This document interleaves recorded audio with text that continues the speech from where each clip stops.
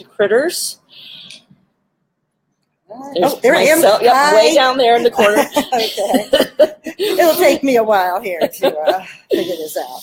Awesome. Sitting here with Deb Jones. Hey, everybody. So you can see everybody come in. Excellent. So there's Danette and Beth and Chris and Bobby and Eddie and Keith and Tim. And I'm sorry. That's okay. Moving stuff here. Not good at this. Yay. Hey, everybody. Welcome to another episode of Coffee with the Critters. Let me take this out of here. And here I pull up my agenda, which is where. Welcome to another episode of Coffee with the Critters. Ooh, look at that. Fancy. Yeah. Fancy. So I'm sitting here showing Deb how I do this. And very cool. Yep. And you've got an umbrella cockatoo on your head. I do. I keep other way. There we go. Right there. Oh, he's not amused. So sitting here with Deb Jones. This is your third time on here with us. It is. Yep. Still a little terrifying, but it is. It's fun. Yeah. And I just sit here and tell you this will go fast. Okay. This will go fast. I'll take your word for that. It always does. Yep. So Deb Jones is a good friend of mine.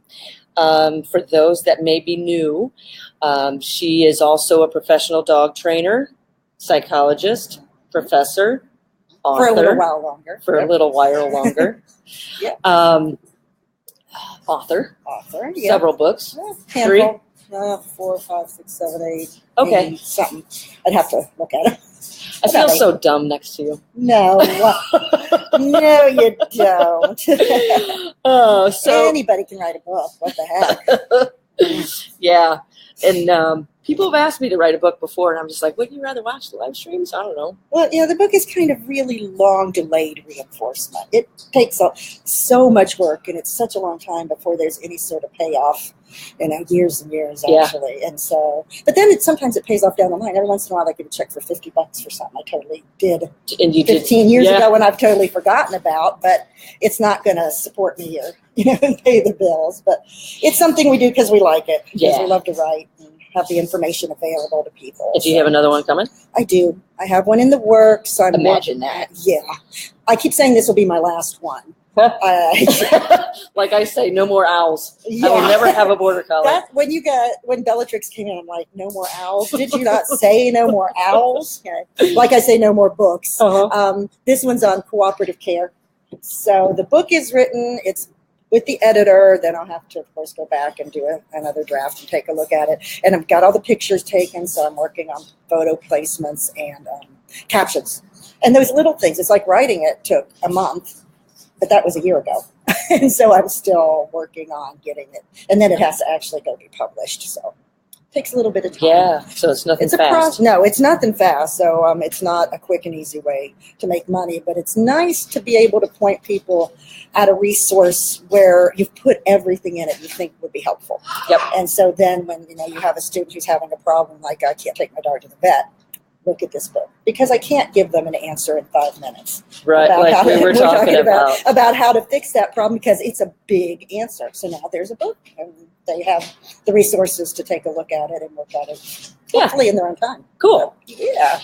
Well, thanks for joining us, everybody. I'm going to go ahead and just say a little bit about what we do for those that may not, that may be new. My name is Lara Joseph, owner of the Animal Behavior Center. Yay! We got our Rocky mugs. Sorry, I'm distracting you. No, you're fine.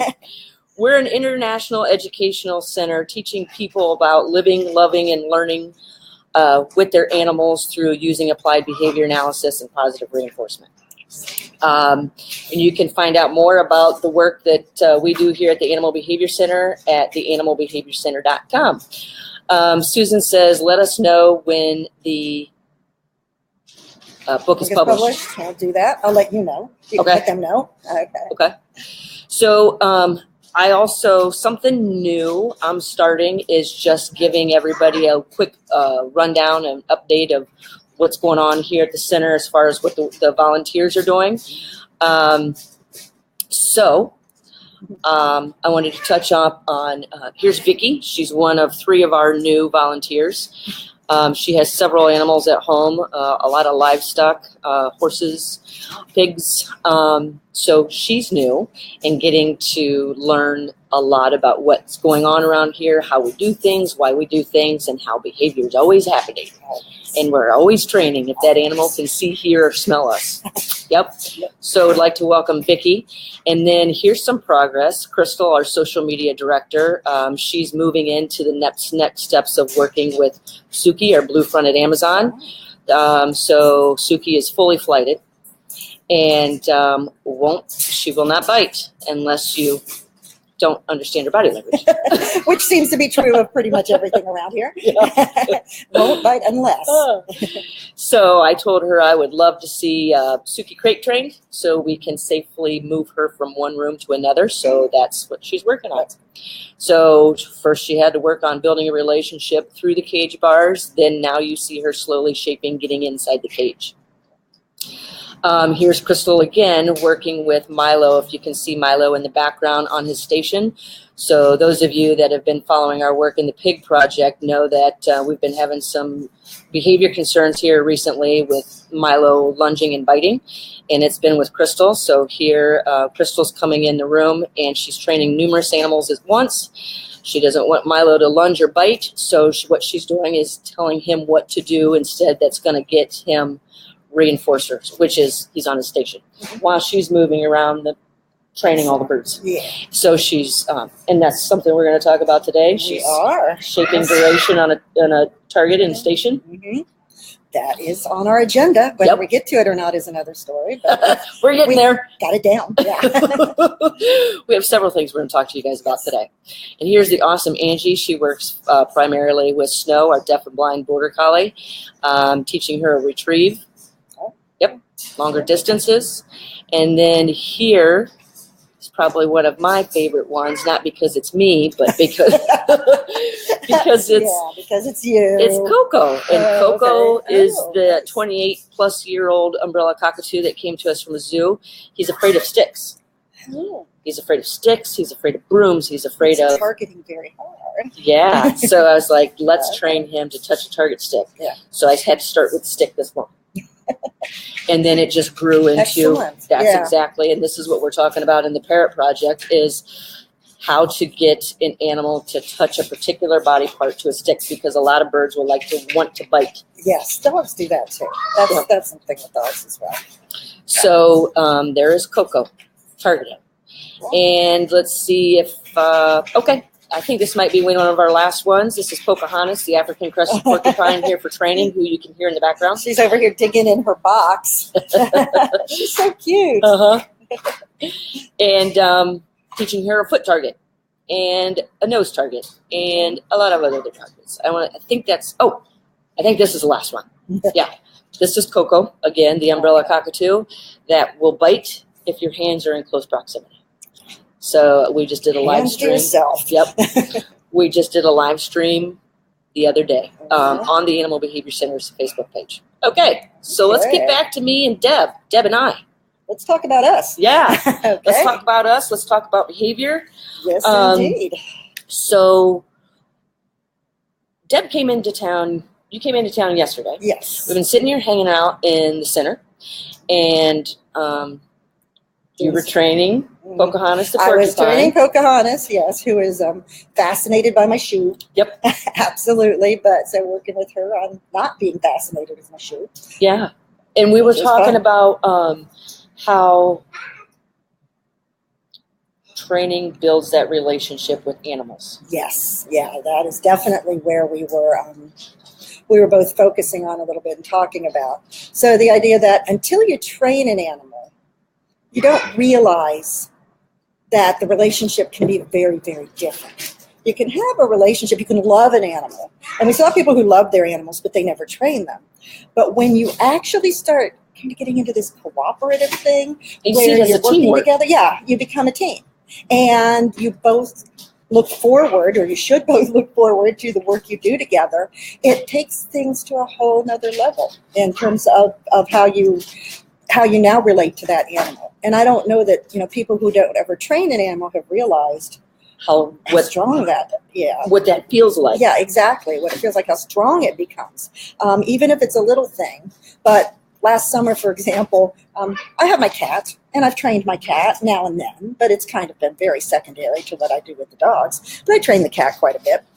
But then last summer, I decided to teach a cat training class online. Yeah. And so then I really, the cat I had to train him to do a lot of things and get him on video, and so this is your own cat. My own cat, my own personal cat. And I thought we had an okay relationship. I didn't think much about, one or the other. Oh, he's a cat. He does what he does. But once we started training together, he could not get enough of me. Really? He was like, oh my gosh. It doesn't surprise me. No, not at all. But it's interesting because people will say, oh, my cat's so aloof. My cat doesn't care about me. My cat doesn't care about training. It's like, well, if you actually really start doing it, they will. They are just like, oh my gosh. So then he's all over me all the time. And I can't train the dogs because he's always there. Yeah. And he wants to be involved. And I think that added so much to his life to have something interesting. That mental. Mm-hmm. Interesting. And plus, you're pairing yourself with the positive reinforcer. So why wouldn't he want to be? Exactly. If he doesn't want to work with me, what am I doing wrong? It's not what's wrong with my cat. Yeah. Which a lot of people want to blame the animal, not the people watching us, of course. Right. But sometimes a lot of your clients, if you work with students,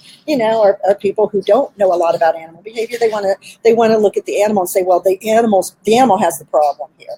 But in reality, the trainer has the problem. Yeah. And we have to figure out what is it that's going to nurture this relationship, help develop it, help strengthen it. Once we figure that out, it's kind of amazing how your emotions towards the animal change and their emotions towards you change, which is awesome. Right. That makes a big difference. And like we were talking last night about Pocahontas, the African crested. She cracks me up. She's so cute. She's a riot. The stabby puppy. Stabby puppy. Yeah, because I want to squeeze her, but she's stabby. And I know that that would end poorly for me because I felt one of those quills. Then, no, thank you. So, and I was telling Deb, I said, I brought the porcupine's been here about 4 weeks.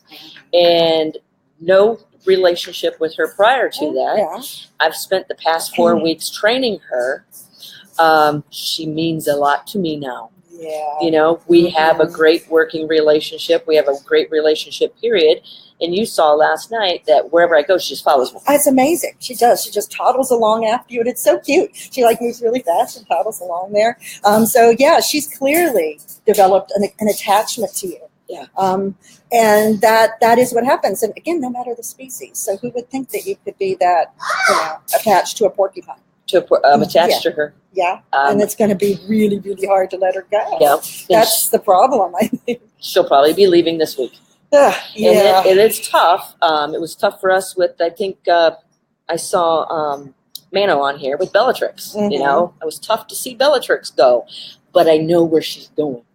Yeah. Mm-hmm. And you can't keep them all. I know. You're kind of full up already, so you have to let them go and bring in somebody else that can then benefit from.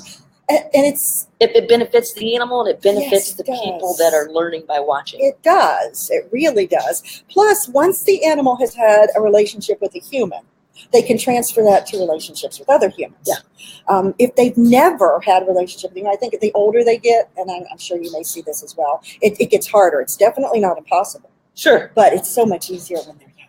Yes. So much easier. And so many times you see people losing that opportunity. That's why I was like, I couldn't get to Snow fast enough. I was like, can you bring her here? She goes, I can be there in 3 weeks. I said, all right, I'll see you in 4 days. I'm on my way.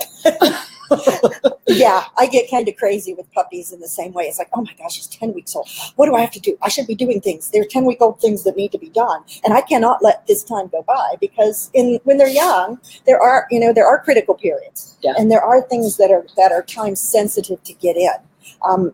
If you want to really feel like you're doing absolutely everything the best that you can. But again, then I hate to say, well, then you miss all that with an older animal. But you do. You can work towards it, but it's never quite the same as when you start with a young animal and the behaviors don't seem to stay as long, as strong. Yeah, because the first learning is strongest learning. Yeah. And so if you haven't learned relationships with humans, you never are going to quite understand that in the same way. Yeah. If you learn them during that critical period, then yeah, you definitely are going to form a much stronger bond. And to me, that's what's self-reinforcing to me, having these relationships with these animals and having animals that want to work with me. That's so reinforcing. It's like, that's why I do it. Yeah. That's one of the big reasons I do it. And you find that a lot. I mean, you can see that with a 28-plus-year-old umbrella cockatoo. There's an old. Can you teach an old dog new tricks? Yeah, 28. But you've got 28 years of them knowing other tricks. And you can't erase any of that. Yeah. You can't erase what happened before or what didn't happen before. You know, you're never really a blank slate. You're more of a blank slate when you're younger. You haven't gotten into any bad habits or learned that humans either don't matter or that they're bad in some way, and so don't trust them. So lots of animals learn that. And again, animals that aren't necessarily supposed to be domesticated, they're smart to not trust people because people do stupid things to them. Yeah. Kim Wendy's on here. She is a horse trainer in Texas, and she just said, she just made an important comment here. See, I can throw her comment up there. I'm amazed by this whole process here. This is pretty cool. She says some people will say that they only follow you because of the treats, but that's not true because it's a relationship you've built. And a lot of times, like we were going to talk about reinforcers, in the beginning, depending on the animal, the only thing I have to work with, because some of the animals I work with are wild. Yes. There is no, there's a relationship with humans. It's called none. Yeah, and they don't want to. They have no reason on earth to form a relationship with you. People always act like food is cheating somehow. Like using food to train an animal and to develop the relationship somehow cheapens it. But what other currency do we have that works that well? It works. It always, I won't say always, it typically works very well. So that's why it's kind of universal to use food with any species. Yeah. Because that's going to be the start. I don't want, at some point, you're going to move beyond the food and move into a lot of other types of reinforcers. And we were talking about this last night, about that. Some people don't. They stick with food forever. They use lots of get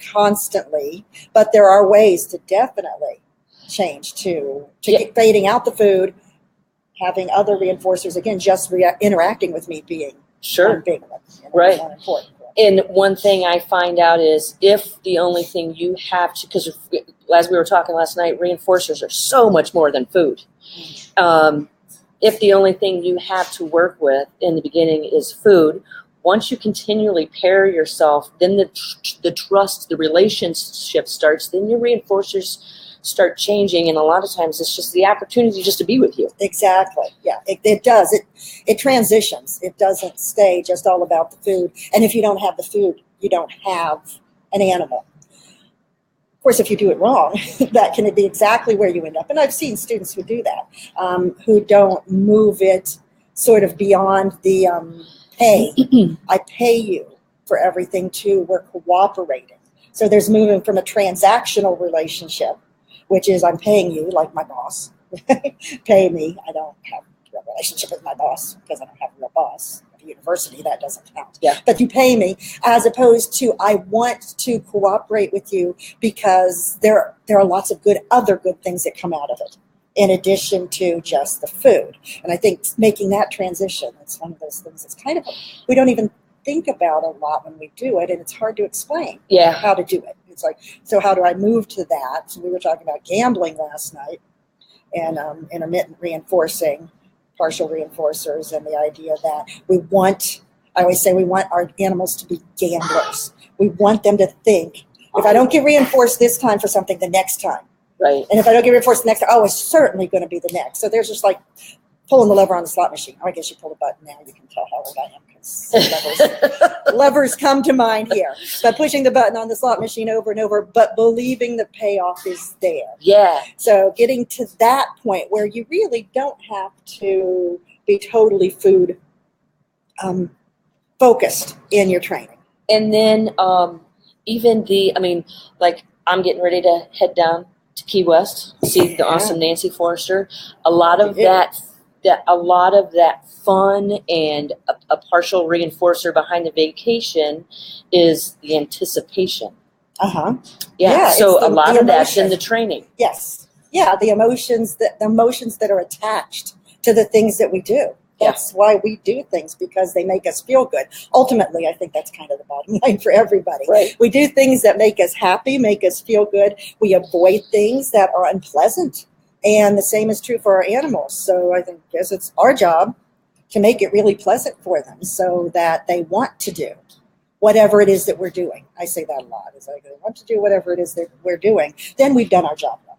Yeah. Then we've developed a working relationship or a training relationship, which is, again, very different from caring about an animal. That goes well beyond, I think, that kind of a point in time. Yeah. So, and that's one of the reasons I'm a trainer, is not because I've always wanted to be a trainer. It's because I like to empower animals. Yeah. Empower. That's that's a good word. I think that's empowering, enriching.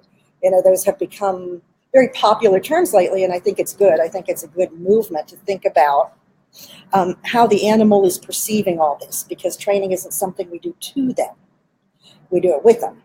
And so we have to then pay attention to, as a teammate, am I giving you everything that you can get out of this relationship? Are you feeling comfortable? Is it making you more confident? Is it making your life better in some way? If it's not, if it's making my life better but not the animal's life, then I'm not sure that that's really a good thing to be doing. Then we're using them more than helping them. And thinking about, okay, how much of what I do with you is really making you a happier animal, or a more stable, secure animal. So we think a lot about those emotions, or I do.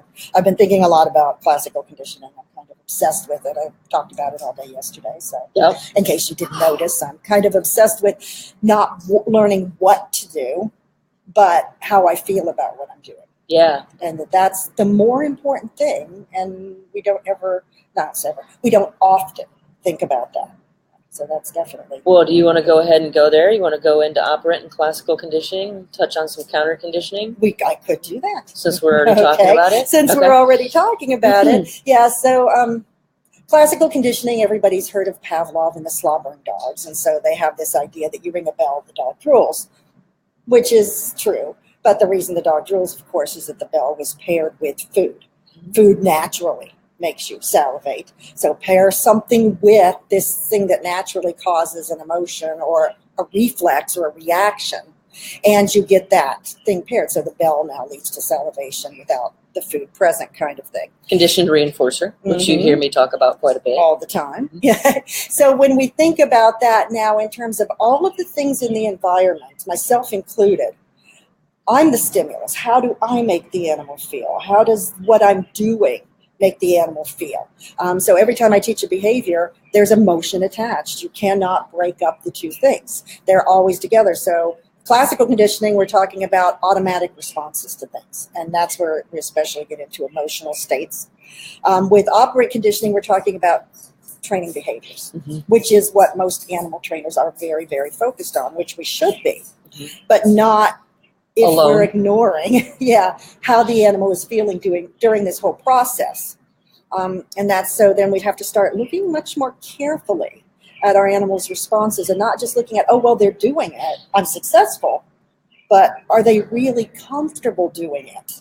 And then I'm successful. And that, this is such powerful, these are such powerful topics. Yeah. In understanding things. So don't let the terminology scare you away. Yeah, exactly. We throw it out there just because it's, but we can make it simple. And I've worked with Deb before, and I like working with Deb. I think we work well together. I think we do. And I think we make things really, treat. I think we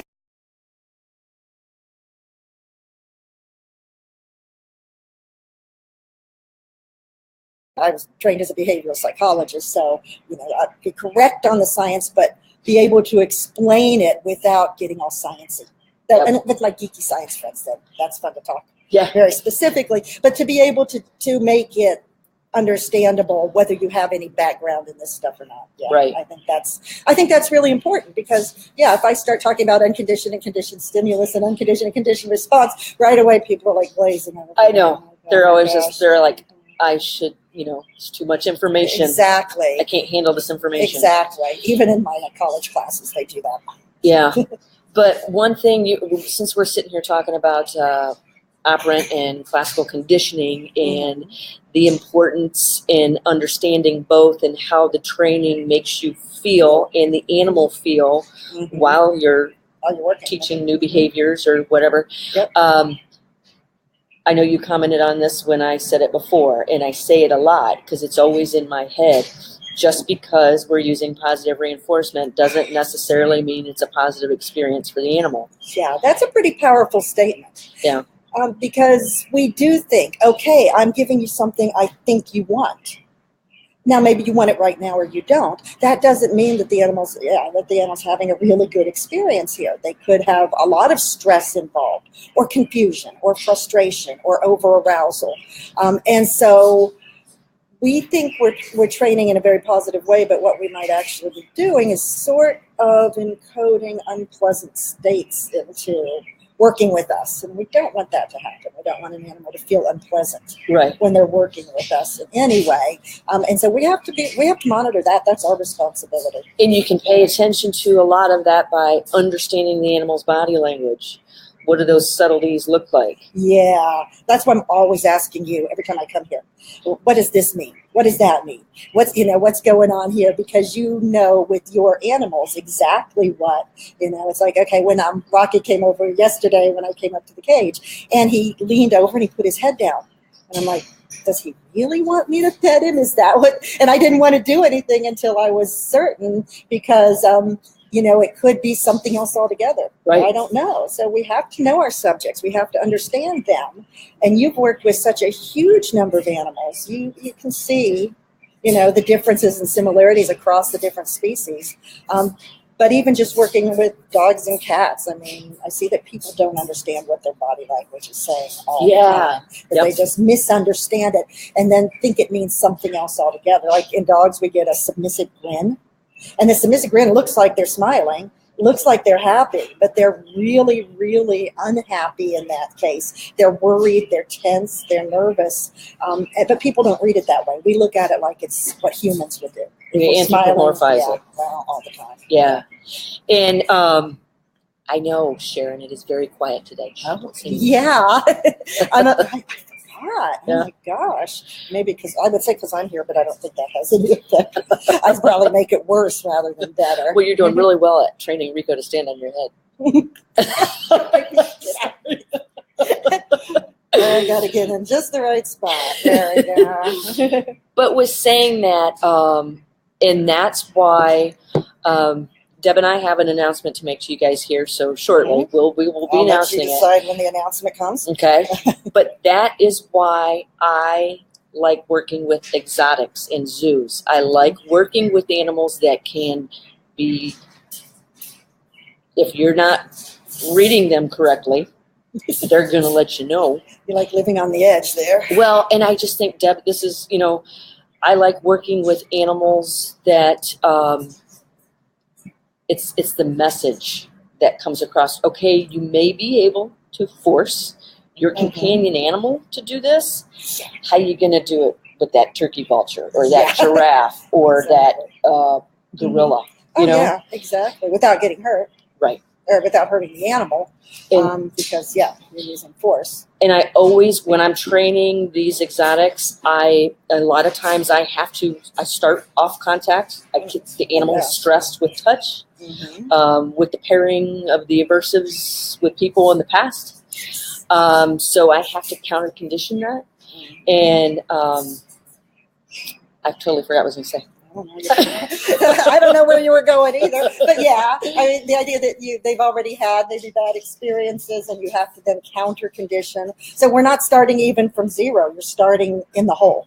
Yeah. You're starting way in the hole. And now their emotional response to humans is usually, I will find a way to make you stay away from me. Yeah. And that's going to get you hurt. That's going to be a very... I know what I was going to say. Right. I already forgot it again.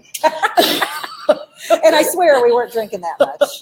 That much? Yeah, Our bit. Liquid reinforcement? Yeah, just a little bit. Not all that much, I swear. But Yeah, I'm not. Oh, I know. Let me hurry up and say it before I Say it forget. now. I always train, if I'm training an animal with cage bars between us, Mm-hmm. I'm always training in a way to prepare in case those cage bars aren't there. Ooh, okay. That's And scary. that incident has happened. And who'd they call on? Me. And I was like, why me? And they're like, you're the trainer. And I was like, Oh my gosh. you know what I mean? Oh my gosh. That would, yeah. Yeah. You kind of rely on that when you have off contact and protective contact. I am so glad that I took the approaches that I did with that animal, because here we are, face to face, and it worked out beautifully. Yeah. Yeah. I think we definitely want to protect the animal. We want to protect ourselves. We don't want to put anybody in a bad situation. But yeah, by approaching it at the animal's pace and by reading them carefully, you should, I think, then things end up going much better. You can always trust. There may be animals you never can 100% trust, just because of the nature of the animal. There are going to be those cases, but you certainly have a better chance of coming out of an interaction okay. Yeah. If you're using positives than if you're using something that stresses or frightens them. I used to, when I was younger, had horses, and some of the things people did to horses were horrendous, and a lot of scaring them to the point where they just give up.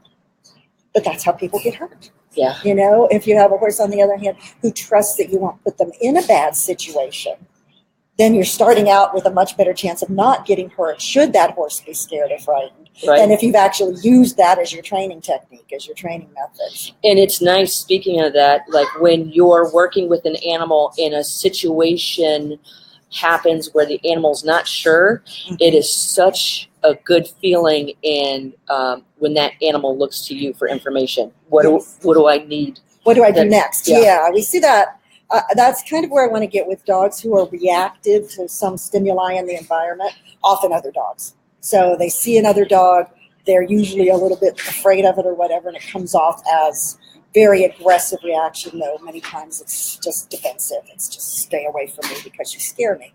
What would be so much better is when you see that other animal, look to me to see what to do. And if you trust me, if we've got a good relationship and you feel like I've got your back and I'm going to take care of you, then you're more likely to be able to develop that.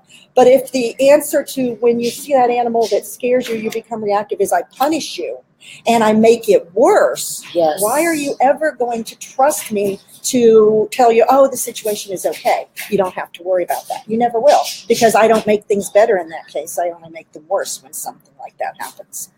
And people are rightly concerned about safety, but that doesn't mean you have to jump to punishment in order to change something like that. That relationship building really is going to be the better way to go long term. Yeah. And with talking about that, a lot of times when I first start working with an animal, that I'm not sure what type of history it's had with humans interaction. So I may understand a certain species, but do I understand that individual? Exactly. Yeah, because the species is diverse. You have all kinds of possibilities in dogs. Look at all the breeds and types and temperaments, and even within a breed, there huge differences in what you're going to find. That only gives us a little bit of an idea about tendencies. It doesn't give us much. So yeah, going with I think we were talking about a little bit this idea that while there are some kind of structured ways we approach training, or we approach training from a certain theory, it's always applied differently to each subject you get. That there's no recipe that is going to work all the time for every animal. Though some things, like one of the rules I fall back on are very few. The guidelines I fall back on are very few. One of those is train the animal where they can be successful. Yeah. Wherever that is, not where I want them to be, which may not be anywhere. What they can do, what I think they can do, big difference sometimes. But if we go back to that, work at success. If your animal can't do what you want it to do, then you're asking it to do too much. You're setting your criteria too high. Which can cause a lot of frustration in the animal. Now you're pairing that with your training and pairing that with you. Exactly. We get into that in shaping a lot. And those of you who use shaping, there's a lot of misunderstanding about what shaping actually is. To me, it's my favorite way to train, but it's sort of along the lines of I'll start reinforcing things that are going to lead me in the desired direction of what I want. So I have the target behavior in mind. This is eventually what I'd like, but I know that there's no way I'm going to get that if I just wait for it. And that's actually very frustrating. So it's okay, I want Pocahontas to climb on top of that box. Okay, she may or may not ever do that, and she may get very frustrated when she realizes I have reinforcers to offer, but I'm not giving them to her. So we see that a lot with dogs in shaping, that the shaping session starts out very frustrating because they can't win. They don't know how to win. How do I get you to give me that reinforcer that, if we've chosen well, they actually want? Yeah. And so, it'd be like somebody holding a candy bar here, but no, never giving it to you. Yeah. But, just going, okay, now if you do this thing I have in mind that I haven't told you, then I'll give it to you, but otherwise, no. So, we can unintentionally, when we think we're using positive reinforcement, and when we are using positive reinforcement, we can still unintentionally frustrate them a lot in a training session by not splitting it down, making it really, really easy to start, and then moving up appropriately. Yeah. So Bettina, who's in our membership, also suspense. When's the announcement? We're getting there. We're moving on it. We're getting there. Moving our way up. We're shaping duration of viewership. Is that what we're doing here? We're teaching you guys to station. They're getting frustrated. Yeah. We are frustrating them. Am I poisoning the queue? Maybe by the time we make an announcement, they won't care anymore. They'll be like, geez, it wasn't worth all the effort to get to there. Like my dog would be if I was not careful.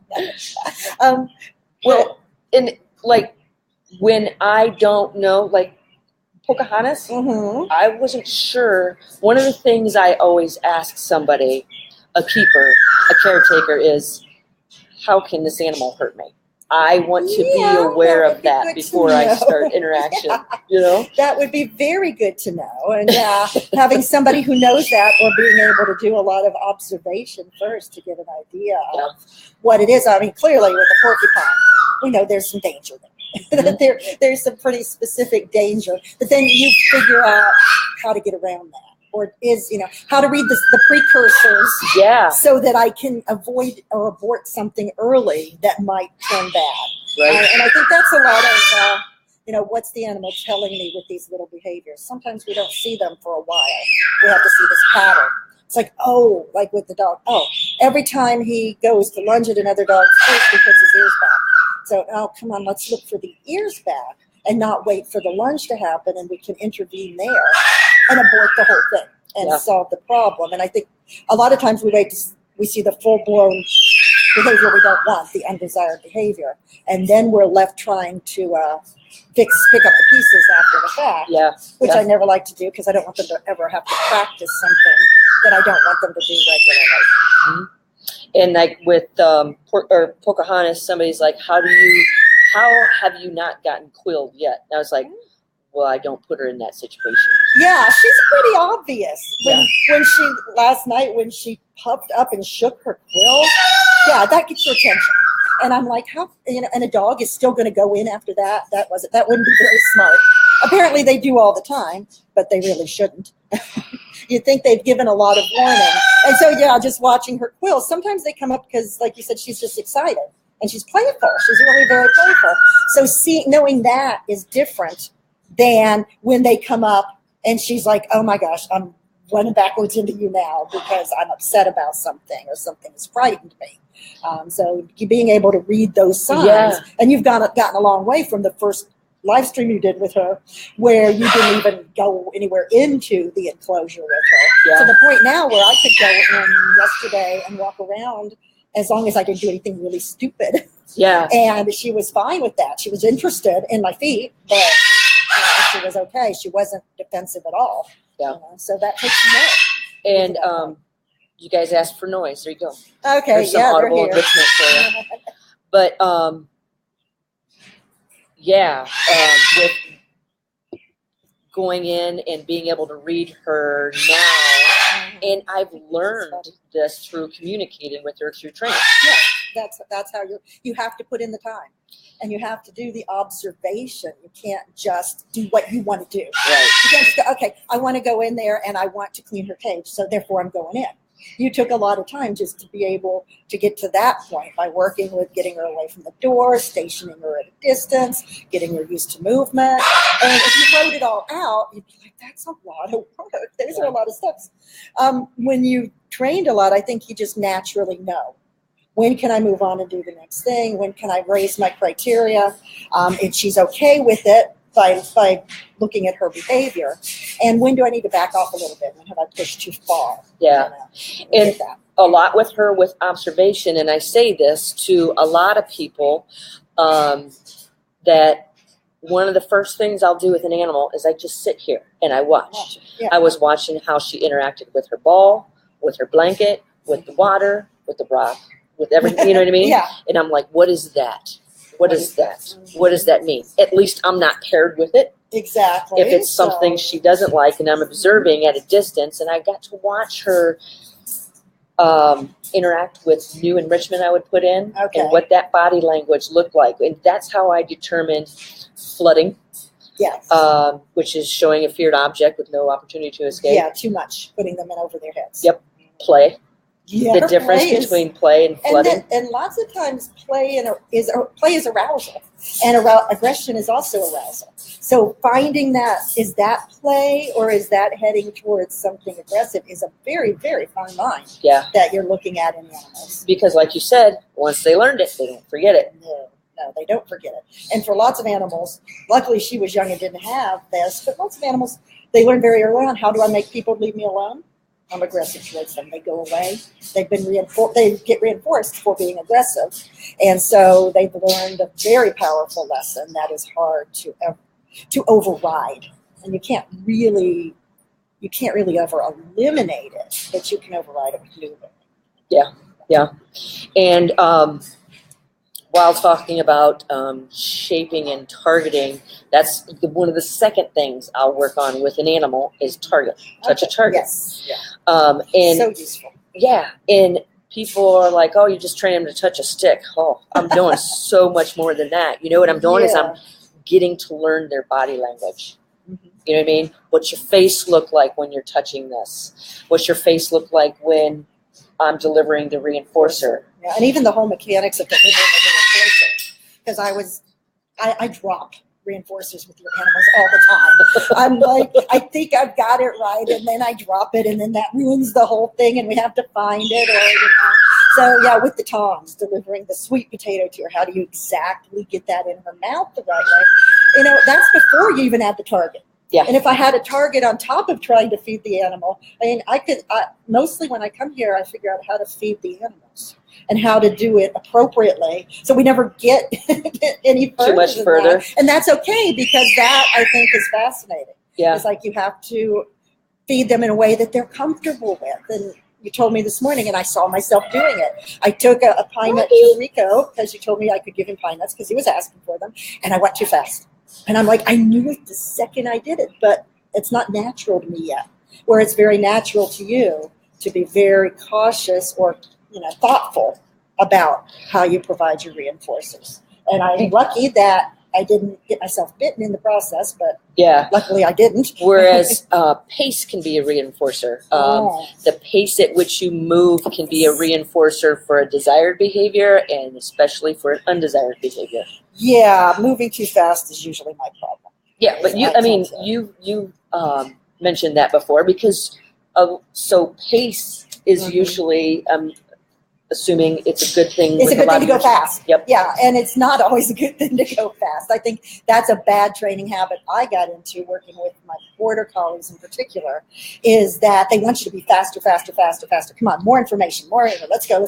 But at some point that becomes frantic pretty quickly, and then that tips over into like over arousal and loss control. Yeah, loss of control. I see that with snow. It's like, you would. I'm like, there she goes. Yeah, faster. It's too much. Yeah, it's too much input too fast. So I'm actually trying. One of the things I'm trying to teach myself now is to slow down on everything.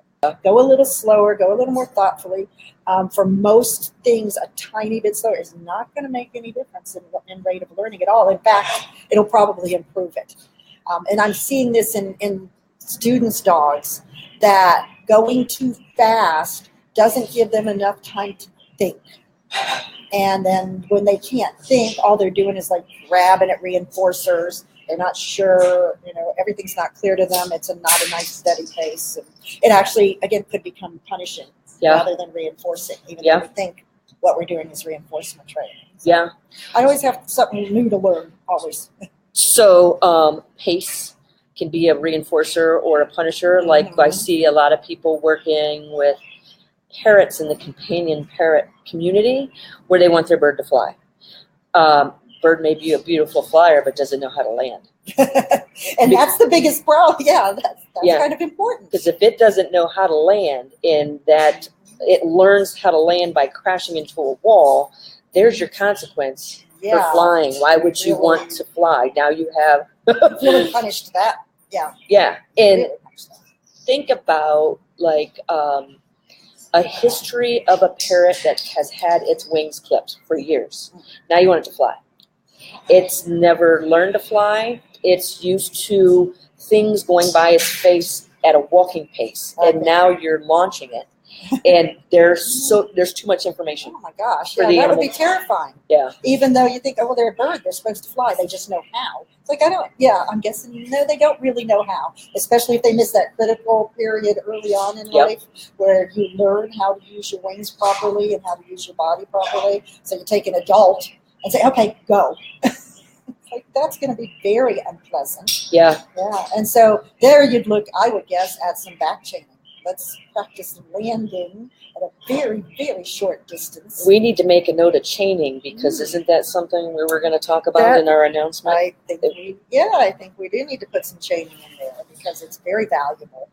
Yeah. So is there anything else we wanted to talk about before we make the announcement, or we're taking a look at some of what the people are saying? Too much, too fast, they cannot absorb what they did right. They don't have the time to process it. That's a good Kelly Brown. And I think that different species and different individuals can have different paces that are best for them. And pushing too fast to have a whole bunch of repetitions in too short of a time could be very detrimental. Mm-hmm. So we have to be very thoughtful about that. And I always tell people when they're trying to start, I always say reinforce calm. Mm-hmm. And it's about observing, reinforcing like, calm, what's shaping. Calm? You have to look at what's calm. What's calm for this animal? Like? What does that look like? Yeah, I have my dogs. If I get ready to train, there's not calm. I have to take less high, a little bit lower on the scale. So I have to, shape it down to get a little bit less and a little bit less if they're too high. And that's on the class I'm teaching now has a lot to do with arousal and over-arousal and dogs getting up too high or down too low, and how we can help them find that balanced place, that middle ground. And it's about balance. Yeah. You go finding that balance. Too far in one direction or the other, and you then try to go back and fix what you just did. But you have to be very thoughtful about your training. And videotaping it and looking back at it later is the only real way to do a good job of that. There's no question in my mind. And I do that. I look at the tape and I go, I did not do that. Absolutely. I would never do that. Exactly. I tell people not to do that all the time. Like we were talking the other day that I always tell everybody, keep your hands out of your treat bag. And then in my live stream, where's my hand? Exactly. But like we were also talking, we just point that out, okay? I made this. You see the behavior breaking down. Where's my hand? Exactly. That is why. Exactly. And nobody's perfect. There are no perfect animal trainers out there. We all make mistakes, and we all learn. If we're smart, we learn from our mistakes. Sure. If we're not smart, then we don't, and we don't get better. But I think you and I are both the same. It's like we always want to get better, and we always want to see if things aren't going the way we think they should.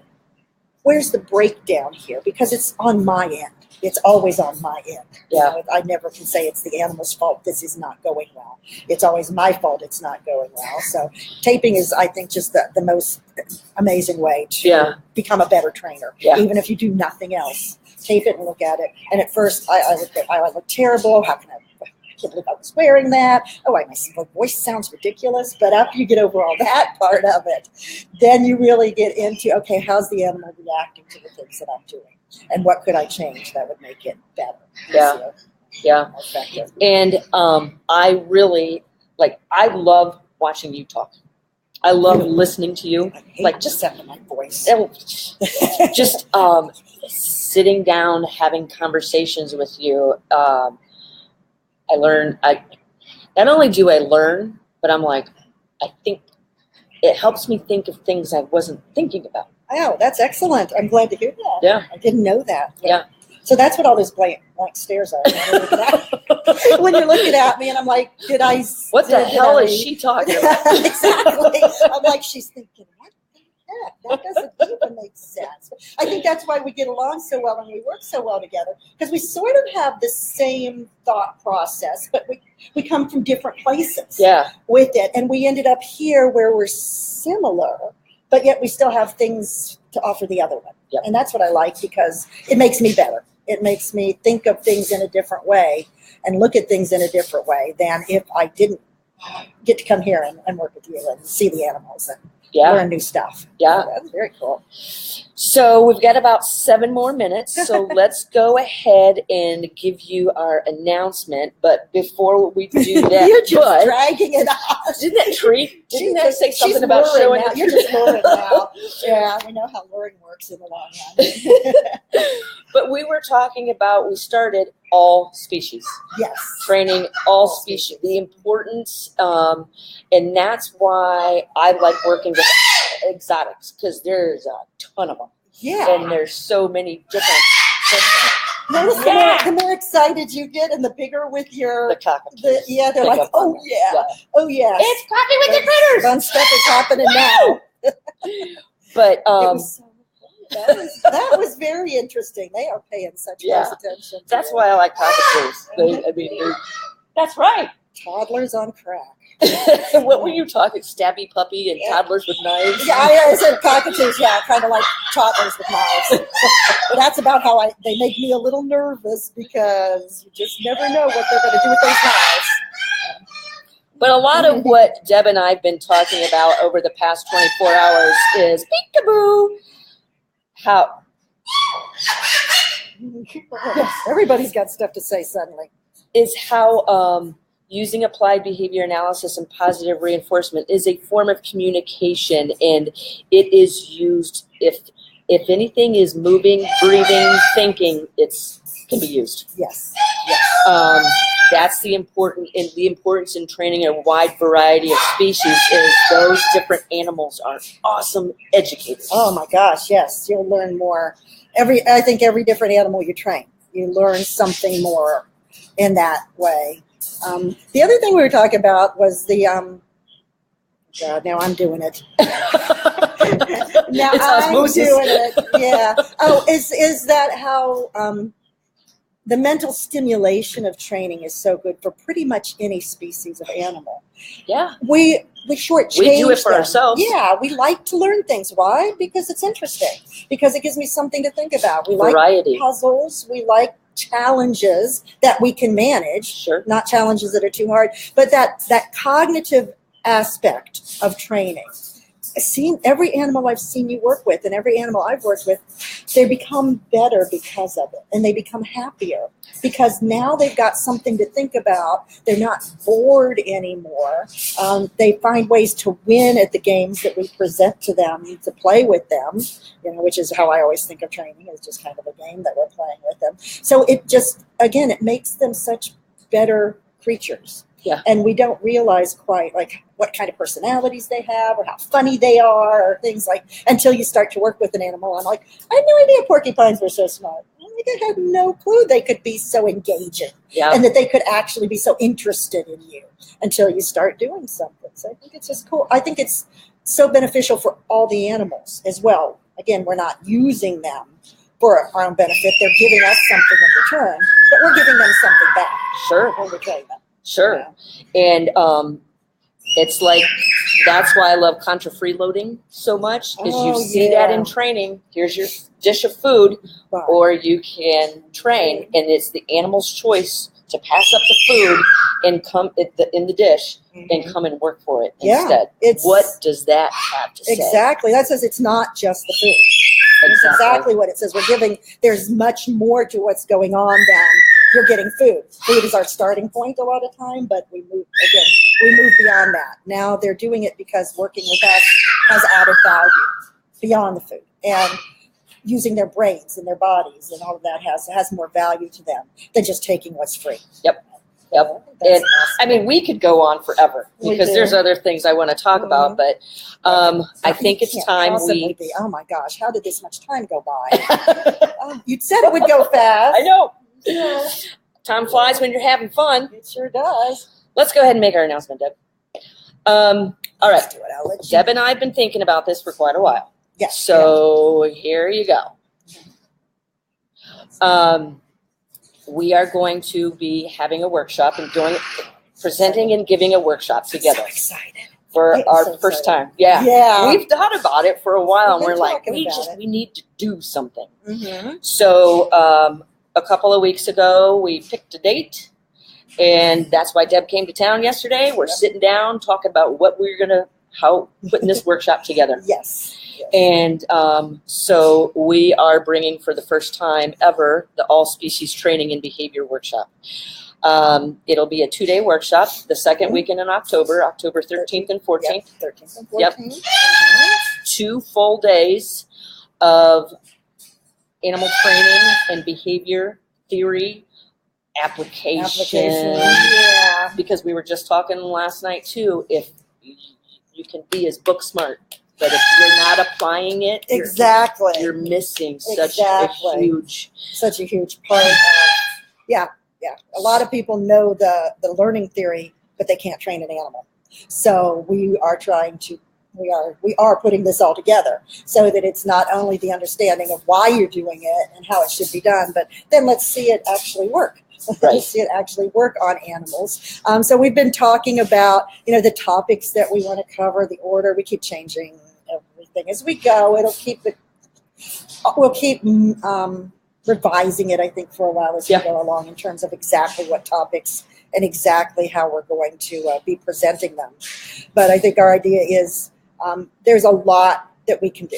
There's a lot that we can talk about. There's a lot of kind of fun games we can play. It's going to be very engaging and interactive. Yes. Yeah. I think that not only will we, I'm not a huge fan of listening to lectures for long periods of time. I think, some of it is helpful, but then beyond that, let's actually do something with this information. Let's, work with it in a variety of ways. So we talked a lot about shaping, because that's my favorite, targeting for you, because that's kind of the thing that you find the most useful, and then ways we can practice, ways that we can increase our skills as trainers, so that then when we actually work with the animal, it goes well. It goes more successfully. So. And we're going to be talking a lot about putting behavior plans together, how to approach this situation. So it's going to be a lot of lecture and learning theory mixed in with a lot of stand-up with applied. Yes. That's our plan. Yes. Such as it is. So that is going to be the second weekend in October. October 13th and 14th, it will be limited seating. Yes. And so that we can make sure everybody gets plenty out of it. Everybody who shows up gets plenty of time, attention from the two of us. It's going to be limited seating because it's going to be so interactive and engaging. I have no doubt this is going to sell out. So what we're going to do is we're working on getting those dates on the website now. What you can do is, if you want to get on that list to be the first notified of once registration opens, just message either one of us here on Facebook. Yeah. Or you can reach. Message you. Message Laura. Message me. She can keep it all in one place. Then that'll be better. Yeah. So mark your calendar. Message us if you're interested. And Deb, how do people get in touch with you if they want to get in touch with you? Okay, yeah, if anybody has any questions, wants to ask me anything, my email is the best way, Deb at Canine in Focus. Look at that on the screen.com. You can email me that way. If you're on Facebook, you can send me private message. But if we're not friends, then it goes into another folder, and I may or may not remember to check that for a while. So either of those will work if there's anything you want to ask. Okay. Perfect. And as we go along, I guess we'll be giving out some updates on exactly, what we've planned and how we're going to go about organizing this. But we have to make those decisions first. We have to spend some time thinking about it, make sure that. So a couple different people have asked, will this event be on site? Yes, it will be located here in the Animal Behavior Center. We're in Northwest Ohio, Sylvania, Ohio. You're not far from the Detroit airport. Usually people fly into Detroit, 50-minute drive south, easy drive south, here into outside of Toledo, Ohio. So it'll be 2 days and limited seating. So message us if you're interested. You can also reach me at Lara at theanimalbehaviorcenter.com. It's a long one, but there you go. And of course, in addition to all of the learning and fun, there will be social time as well. Yes. Yes. we like to have fun and hang out and have some meals and do all that kind of fun stuff. Get to know everybody because we're going to be working as a team. Exactly. All of us. It's going to be great. Yep. Okay, everybody. Deb and I are going to head out to breakfast. Oh, good. If you guys need to reach me for any reason, you can always find me at theanimalbehaviorcenter.com. I do want to mention real quick before we go that next week we'll be joining Dr. Jason Crean will be joining us, benefits of apple cider vinegar with our animals. And also we have our first scheduled webinar. We're doing live webinars again instead of offering them just through recordings. So their first one is going to be teaching your bird to forage. Get your animal working for their food because they'll thank you for it. Yes. All right. With that being said, thanks again. Oh, thank you. Day. This was fun. Yeah. It's always fun. I know. Have a good time. I know. You reinforce positive behavior. Desired behavior. I'm wondering if I'm bringing out some of your bad side here. Oh, sure you are. Okay. Yeah, sure. That's why it's fun. That's why we're having a good time. Okay. All right, guys. Until Bye, next time. Thanks for coming. Yep. We'll see you next week. And thanks again, Deb, for being on here. Anytime. All right. Take care, guys. See you later.